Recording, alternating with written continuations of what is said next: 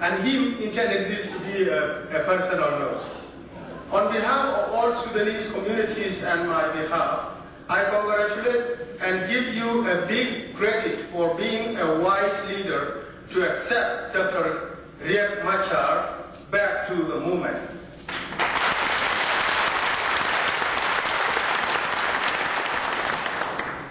And I have jumped to the conclusion that both of you are wise and great leaders we Sudanese ever had in the world. And those are his words. He just dictated me and I put them in the computer and printed them. A leader can try what he thinks, but if he fails to achieve it, he has to come back to where he was. It means that Riek Machar is a good leader. That's what his opinion is. He has, number two, please let that peace be genuine and final.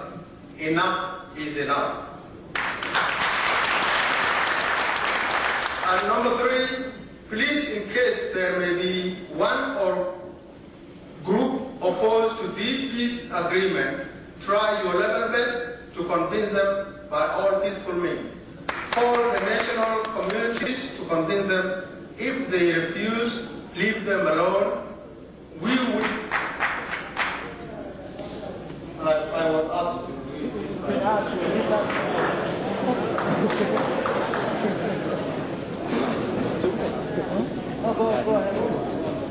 Call the national communities to convince them.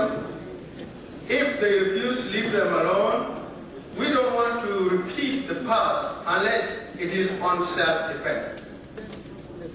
If they join the government, you will have the right to fight both together.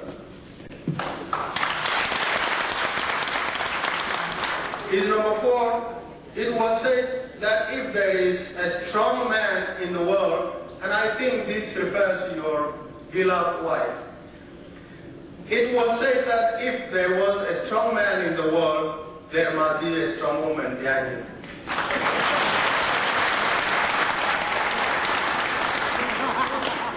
Number five, go ahead and we will be behind you physically and in spirit. Thank God, thank you, and God bless you.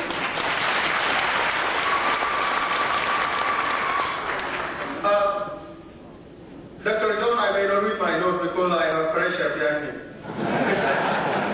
But allow me to ask a question. Because we as Sudanese in exile are very excited to hear about peace. And peace does not mean peace without justice. So we look forward to hear that the relationship between the SPLA and the government of the United States is so solid. Because we who are living in the United States know that this great country was built on unity, and also we can benefit from that. My question is, you mentioned the question of canal. We would like your movement to put a lot of pressure on the United Nations so that the schools you were talking about can also be protected by a no-fly zone. Did you ask the United Nations and also the United States government to put pressure on those on the government of Sudan so that there is no fly zone? We as community, I am a pastor working among the Sudanese, but we would welcome the United Nations to put barricades in the hands to stop Khartoum government killing our innocent people. Thank you.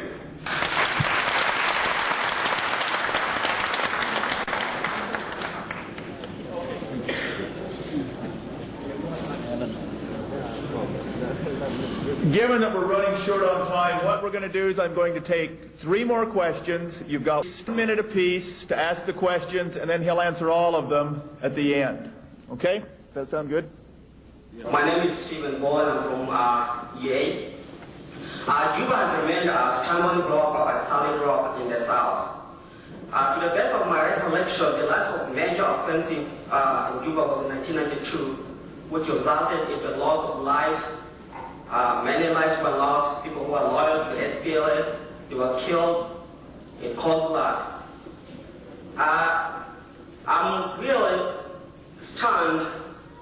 In 1991, when SPLA was united, when SPLA was one, there was a real great job done in Southern Sudan. Today, nothing was done in Juba. This is the 10th year since 1991. What is going on? How are we looking in terms of logistics in Southern Sudan? Thank you.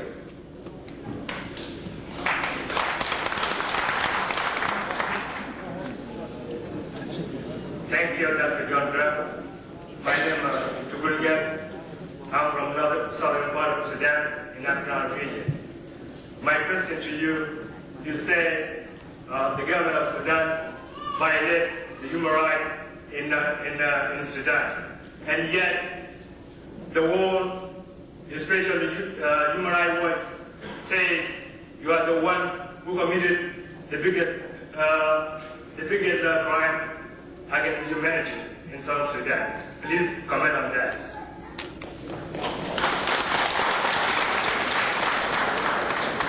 Thank you, Dr. John. My name is Awad Ibrahim from Kosti City, the south part of White Nile. I want to comment on the fact Dr. John said about the jihad. I am not defending a jihad here.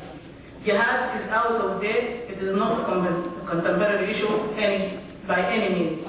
But what those leaders in Khartoum do has nothing to do with the jihad. They're just a bunch of idiots. They are out of their minds.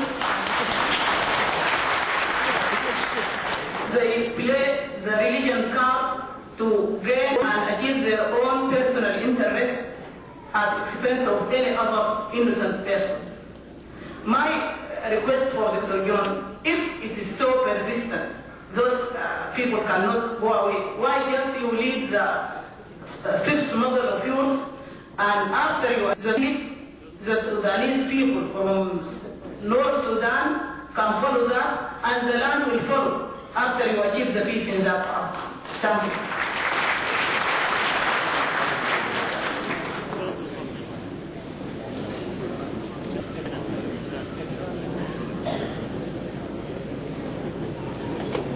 My name is Peter Carlo. I'm from Upper Nile.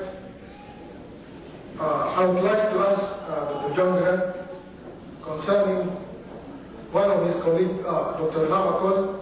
We have been hearing that he was one of the fellows who tried to defect, and then we are hearing that he went to Fashoda. Lately on, we heard that he went back to the government of Sudan. Was he not satisfied with the agreement between you, Dr. John Garang, and Dr. Lamakol? Dr. Raymacha? My other question is that what will you do to bring other factions who are still roaming in Upper Nile? People like Paulina Matiam, Sudan, Southern Sudan Independent Movement, and the Sudan Defense Force of the World. Then, what are your objectives of trying to pursue them to join you? Thank you. Koryom Chol talked about a no-fly zone. Whether we have asked the United Nations or the United States for a no-fly zone. We have asked this many times, ever since 1992, when the Archbishop of Canterbury came to AAA displaced camps in Nimuli, Ashwa, Ame area. We asked for a no-fly zone to protect the civil population. And since then we have been asking. But of course there's lots of politics in it. But if you don't ask, you never know. So we'll continue asking. It can be one of the pressures.